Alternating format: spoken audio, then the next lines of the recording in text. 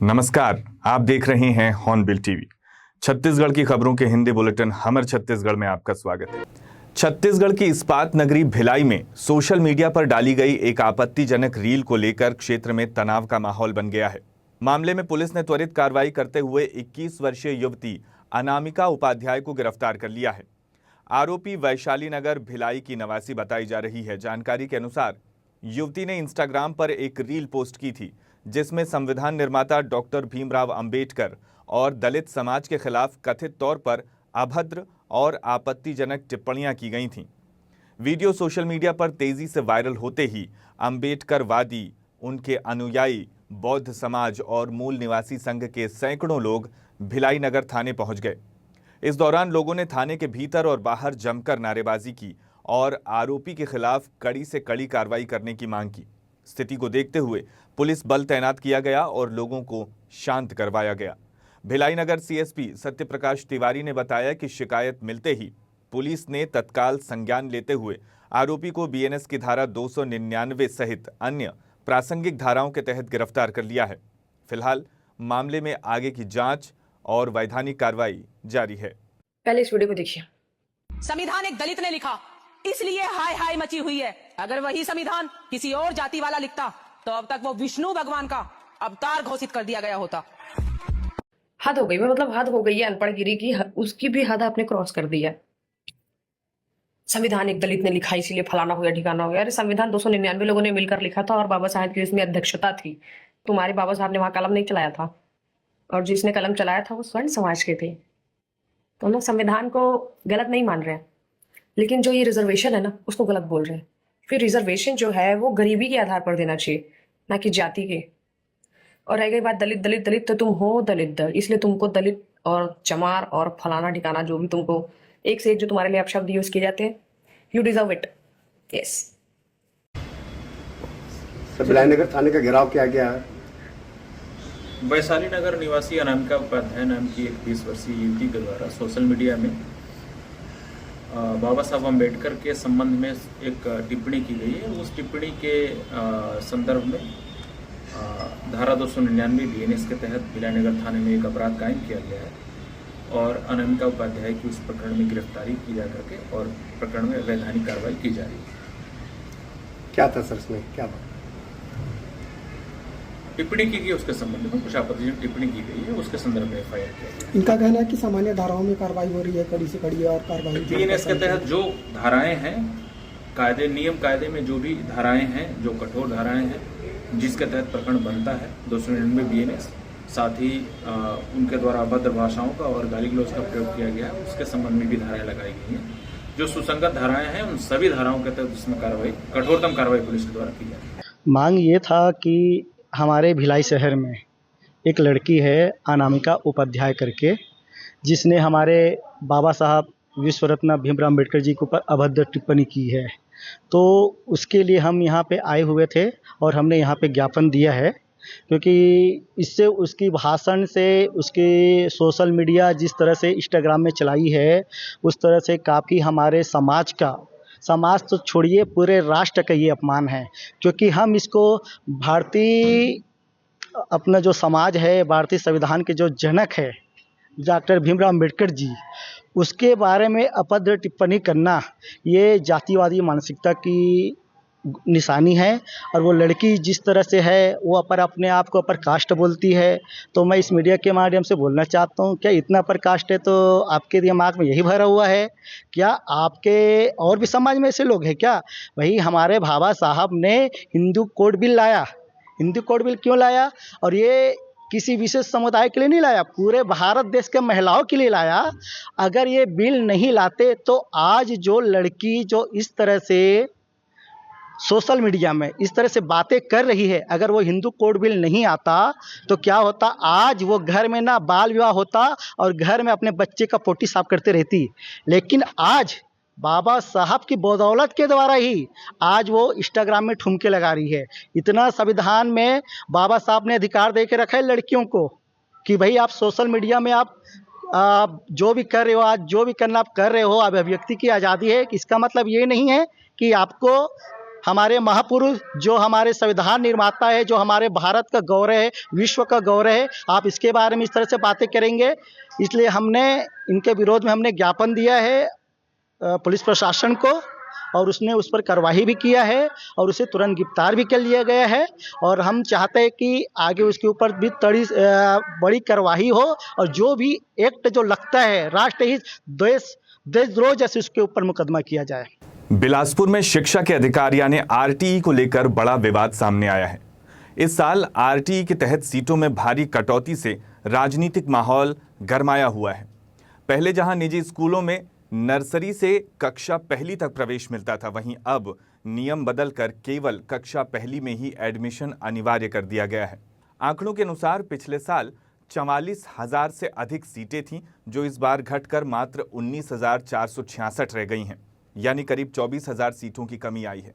इस फैसले को लेकर कांग्रेस ने सरकार पर निशाना साधते हुए कहा है कि इससे गरीब परिवारों पर आर्थिक बोझ बढ़ेगा, क्योंकि उन्हें अब नर्सरी का दाखिला महंगी फीस देकर करना पड़ेगा। इधर शिक्षा विभाग भी सवालों के घेरे में है। आरटीआई से खुलासा हुआ है कि कुछ स्कूलों में फर्जी बिल बनाकर राशि निकाली गई, बाइक से सामान ढुलाई कर पिकअप वाहन का बिल दिखाने जैसे गंभीर आरोप सामने आए हैं। अब बड़ा सवाल ये है कि बच्चों के भविष्य से जुड़े इस मुद्दे पर सरकार कब जवाब देगी और दोषियों पर कब कार्रवाई होगी। देखिए, लगातार राज्य सरकार शिक्षा के विषय में, स्वास्थ्य के विषय में फेल होती नजर आ रही है। आप एक बात बताइए, पहले लगभग 44,500 एडमिशन होते थे, क्योंकि KG1, KG2 और पहली तीनों में एडमिशन होता था। अब ये बोल रहे हैं सीधा क्लास 1 में एडमिशन होगा, मतलब KG1, KG2 का ये RT से एडमिशन ही बंद कर रहे हैं, तो स्वाभाविक रूप से संख्या घटेगी। 3 क्लास में होता था, अब 1 क्लास में। अब जैसे कि आंकड़े आ रहे हैं, लगभग 19,000 एडमिशन होंगे। आप एक बात बताइए, वो 25,000 लोग जो प्रति वर्ष RT से एडमिशन लेते थे, वो तो वंचित हो गए। और RT में कौन एडमिशन कराता है? अक्षम व्यक्ति ना, गरीब व्यक्ति ना, उन्हीं का एडमिशन आप करते हैं ना जो गरीबी रेखा में है। आप एक बात बताइए, हर हमला गरीब पर ही क्यों हो रहा है? हर हमला जा करके कमजोर वर्ग पर ही क्यों रुक रहा है? मैं आपको बताता हूँ क्यों रुक रहा है। क्योंकि इनको बेरोजगारी के साथ ये जो निजीकरण कर रहे हैं, उसके लिए इनको जब मजदूरों की आवश्यकता होगी तो कौन आएगा? वो वर्ग मजबूत हो जाएगा तो इनके लिए आएगा क्या?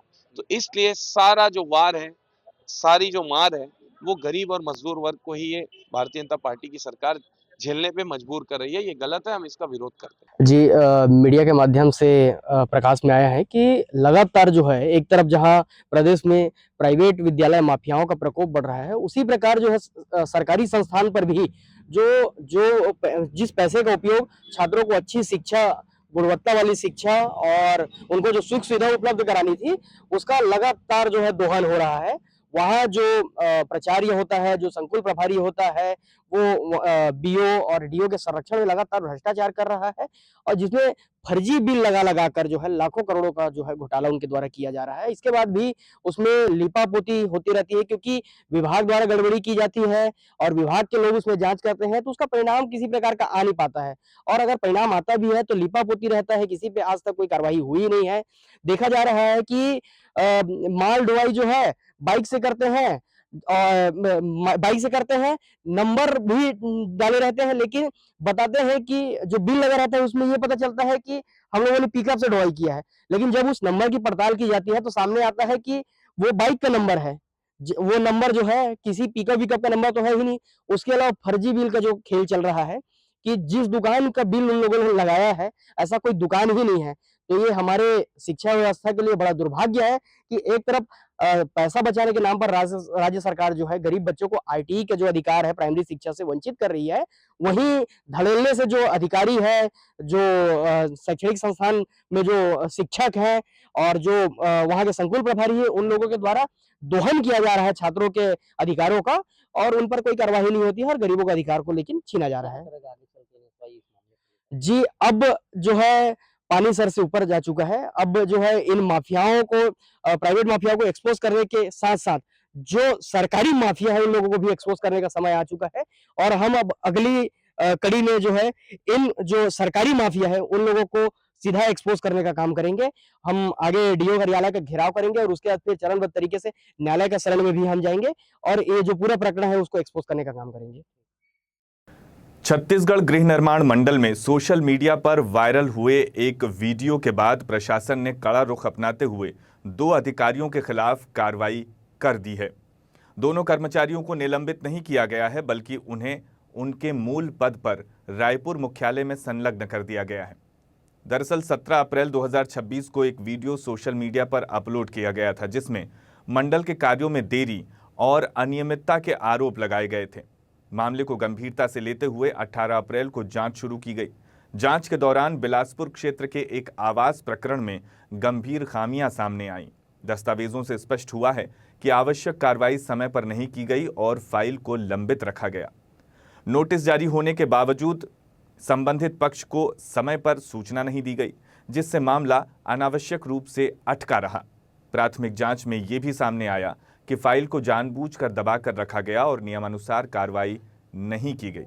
इसे प्रशासनिक लापरवाही मानते हुए मंडल ने सख्त कदम उठाया है। इसी के तहत प्रभारी संपदा अधिकारी एलपी बंजारे और वरिष्ठ सहायक पूनम बंजारे को तत्काल प्रभाव से उनके मूल पद पर छत्तीसगढ़ गृह निर्माण मंडल मुख्यालय नवा रायपुर में संलग्न कर दिया गया है। इस कार्रवाई के बाद विभाग में हड़कंप मचा हुआ है।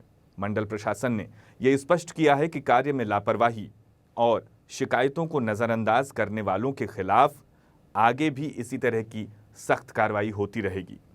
गौरव रुकिए और खाने के बाद फिर आप जी भर के बोलिए, आप है ना, जो बोलना है बोलिए। मेरा फाइल जो आप घुमा के रखी, आपको मिल नहीं रहा है, जो यहाँ पर 1 साल से मेरे को परेशान करके रखी हो, आप इसको खाइए।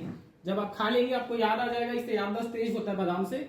जब याद आ जाएगा तो आप मेरे को बता देना कॉल करके। जिले में अवैध उत्खनन और खनिजों के अवैध परिवहन के खिलाफ प्रशासन सख्त कार्रवाई करता नजर आ रहा है। कलेक्टर के निर्देश पर खनिज विभाग, राजस्व अमला और पुलिस की संयुक्त टीम द्वारा जिले भर में अभियान तेज कर दिया गया है। लगातार की जा रही कार्रवाई से अवैध खनन में शामिल लोगों में हड़कंप मचा हुआ है। जिले के विभिन्न क्षेत्रों में संयुक्त टीम लगातार दबिश देकर रेत, गिट्टी और अन्य खनिजों के अवैध उत्खनन और परिवहन पर रोक लगाने की कोशिश कर रही है। प्रशासन की इस सख्ती का असर अब साफ तौर पर देखने को मिल रहा है।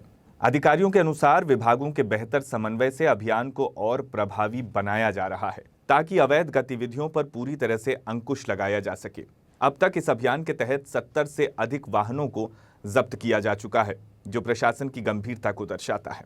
कलेक्टर संजय अग्रवाल ने स्पष्ट किया है कि अवैध उत्खनन और परिवहन किसी भी स्थिति में बर्दाश्त नहीं किया जाएगा और आगे भी इसी तरह की कार्रवाई जारी रहेगी। जिले में जैसा लगातार कार्रवाई हो रही है अवैध उत्खनन, अवैध परिवहन पे, और इसी तरह से कार्रवाई ये आगे भी कंटिन्यूस जारी रहेगी। इसमें आपके माध्यम से अपील रहेगी कि चूंकि इस तरह के अवैध उत्खनन से न केवल व्यवस्थाएं बिगड़ती हैं, बल्कि हमारे जो प्लेन जमीन होता है जिसमें बच्चों का खेलने का ग्राउंड होता है, या हमारी नदियां हैं, वो अव्यवस्थित तरीके से उसमें खुदाई होने से उसका नुकसान होता है। तो जो लीगल घाट है, लीगल माइंस है ना, उसी जगह पे जो नाम्स हैं उसके अनुरूप जो है माइनिंग एक्टिविटीज हो। अदरवाइज इसी तरह लगातार हम लोग कार्रवाई करते रहेंगे। इलीगल जो एक्टिविटीज होती है उसमें पंचायत को भी नुकसान है, पंचायत के लोगों को भी नुकसान होता है। तो आपके माध्यम से सभी लोगों से अपील रहेगी कि जहाँ कहीं भी इस तरह की कार्रवाई हो, वहाँ पे लोग एक्टिव होकर के उसकी जानकारी हम लोग को दें, और जरूरत पड़े तो वहाँ खड़े भी हो जाएंगे, तो फिर इलीगल करने वाले नहीं आएंगे। दुर्ग जिले में शिवनाथ नदी एक बार फिर हादसे की वजह बन गई है। रविवार शाम छत्तीसगढ़ के पिकनिक स्पॉट पर नहाने गए 5 दोस्तों में से 2 युवकों की डूबने से दर्दनाक मौत हो गई। इस घटना के बाद इलाके में शोक का माहौल है। जानकारी के मुताबिक 5 युवक नदी में नहाने उतरे थे, तभी 2 युवक अचानक गहरे पानी में चले गए, जहां गहराई 10 से 12 फीट बताई जा रही है। 3 साथी किसी तरह बाहर निकल आए, लेकिन 21 वर्षीय मोहम्मद फैजल और 13 वर्षीय मोहम्मद ईशांत पानी में डूब गए। सूचना मिलते ही एसडीआरएफ की टीम मौके पर पहुंची और रेस्क्यू ऑपरेशन शुरू किया। कड़ी मशक्कत के बाद टीम ने गहरे पानी में डाइविंग कर दोनों शवों को बाहर निकाला और पुलिस को सौंप दिया। दोनों मृतक कैलाश नगर दुर्ग के निवासी थे। घटना के बाद परिजनों में मातम का माहौल पसरा हुआ है। ये पहला मामला नहीं है जब शिवनाथ नदी में लापरवाही के कारण जान गई हो। अब सवाल ये उठ रहा है कि खतरनाक स्थानों पर सुरक्षा के इंतजाम क्यों नहीं किए जाते। पुलिस मामले की जांच में जुटी हुई है। दुर्ग जिले के पाटन क्षेत्र में एक दर्दनाक हादसे ने पूरे इलाके को झकझोर दिया है। बिजली लाइन सुधारने के दौरान खंभे पर चढ़े 26 वर्षीय ठेका मजदूर जितेंद्र ठाकुर की करंट लगने से मौके पर ही मौत हो गई। घटना ग्राम झीट महुधा रोड स्थित मनोज हार्डवेयर के पास की है। जानकारी के अनुसार जितेंद्र ठाकुर ठेकेदार के अधीन बिजली लाइन सुधारने का काम कर रहा था। परिवार और ग्रामीणों का कहना है कि उस समय लाइन पूरी तरह बंद थी। इसके बावजूद अचानक करंट प्रवाहित हो गया, जिससे उसकी जान चली गई। ये सवाल अब जांच का मुख्य विषय बन गया है कि बंद लाइन में करंट कैसे आया। घटना के बाद ठेकेदार और बिजली विभाग के वरिष्ठ अधिकारियों के मौके पर नहीं पहुंचने से ग्रामीणों में आक्रोश बढ़ गया। लोगों ने लापरवाही का आरोप लगाते हुए कार्रवाई की मांग की और चक्का जाम की चेतावनी भी दी। अमलेश्वर पुलिस मौके पर पहुंचकर जांच में जुट गई। प्रारंभिक तौर पर बैक फीडिंग, संचार में कमी या सुरक्षा प्रोटोकॉल की अनदेखी जैसे पहलुओं की जांच की जा रही है। मृतक अपने परिवार का इकलौता कमाने वाला सदस्य था, जिससे परिजनों पर दुखों का पहाड़ टूट पड़ा है। उसका पापा नहीं है और उसकी माता जी है घर में सिर्फ। भाई है, वो भी बिजली विभाग में ठेकेदारी में काम करता है। सुबह 10 बजे उसने ऑन ड्यूटी में थे और उसी समय ग्राम झीट में लाइट बंद था या लाइट के कारण कुछ तकनीकी खराबी थी, जिसका ट्रांसफार्मर में काम चल रहा था और उसने जो हमारे जाम गांव ये है अभियंता, वहाँ सूचना दिया था कि लाइट बंद कर दीजिए, यहाँ कार्य चल रहा है। उसके बाद उन्होंने ट्रांसफार्मर है मनोज हार्डवेयर के पास, सोसाइटी जो है धान खरीदी केंद्र, वहाँ पर जाकर उसने कार्य कर रहा था। उसी दौरान अचानक से फिर क्या हुआ वो जांच का विषय है। उसके बाद करंट की चपेट में आने के बाद उसके तत्काल मौके पर ही मौत हो गई। उसके बाद तत्काल हम लोग हमारे जो प्राथमिक उपचार के लिए जो हमारे ग्राम में CSC है वहाँ लेके आए थे, जहाँ डॉक्टर के द्वारा उन्हें मृत घोषित कर दिया था। उसके बाद हमारे जो गांव के जो निवासी है जो दुर्घटना हुआ है, ये तो जांच का विषय है, लेकिन ये तो लापरवाही बोल सकते हैं इसको। लापरवाही की वजह से उनकी मौत हुई है और पीड़ित परिवार जो है बहुत सदमे में है, गांव वाले पूरे सदमे में हैं। और मैं जिला प्रशासन और बिजली विभाग के तमाम अधिकारी से मांग करना चाहता हूं कि जो पीड़ित परिवार है उनको अनुकंपा नियुक्ति दिया जाए और जो शासन प्रशासन से जो उनको मुआवजा दिया जाता है उनको मुआवजा दिया जाए। और जो ठेकेदार है उनको भी हमने बुलाया था और उनके द्वारा भी उनके जो गरीब परिवार है संतावना राशि जो दाह संस्कार के लिए जो गरीब परिवार है उनको देने के लिए आग्रह किया था। जैसे कि आप लोग को मालूम है, बड़ा दुख का विषय भी है कि हमारा एक युवक पीट का है जितेंद्र ठाकुर, वो एक्सीडेंटली जो है वो बिजली के खंभे से गिर के उसकी मौत हो गई है। और उसके परिप्रेक्ष्य में जो है बातचीत हुई, जिसमें जो है जो ठेकेदार है जिसके अंडर में वो काम करता था, वो जो है 2 लाख रुपया देने की बात स्वीकार किया है और 1 लाख रुपया नगद दिया है और 1 लाख रुपया जो है 1-2 दिन में जो है देने की बात की है। वहीं पे शासन स्तर पे 4 लाख रुपये मिलना है वो नियम के अंदर प्राप्त हो जाएगा, ऐसा विभाग का कहना है। साथ ही पेंशन जो नियमानुसार दे होगा वो उसको जो है जल्दी से जल्दी दिए जाने हेतु जो है निर्देशित किया गया है। बिलासपुर के सिरगिट्टी थाना क्षेत्र में कानून व्यवस्था पर सवाल खड़े करने वाला एक मामला सामने आया है।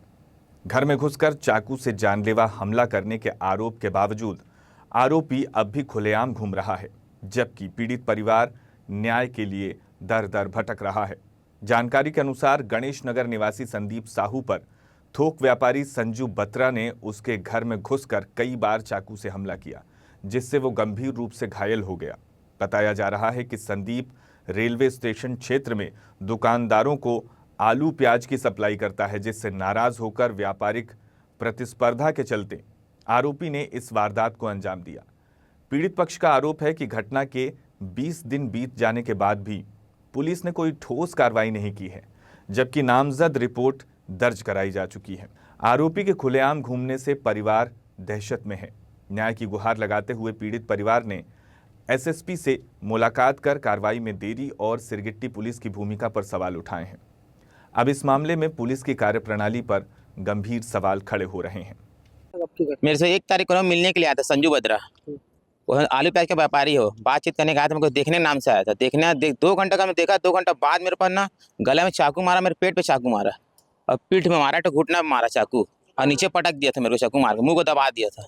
क्यों ऐसा किया? पुरानी रंजिश था? पुरानी कोई रंजिश नहीं है, बस कैंटीन में माल देता ना, उस चीड़ इसको हो गया कि तू माल मत दे, तो चिल्लरी काम कर, थोक काम मत कर, ये उसको चीड़ है मेन।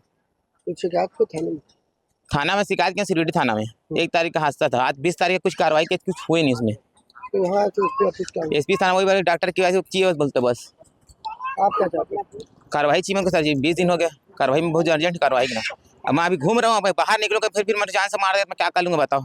मैं जब घर में घुस के मार सकता तो बाहर नहीं मार सके क्या? बताओ आप ही सोचो। तो पूरी घटना कहाँ पे की? ये अपना नया पारा गणेश नगर। आपका नाम? संदीप साहू।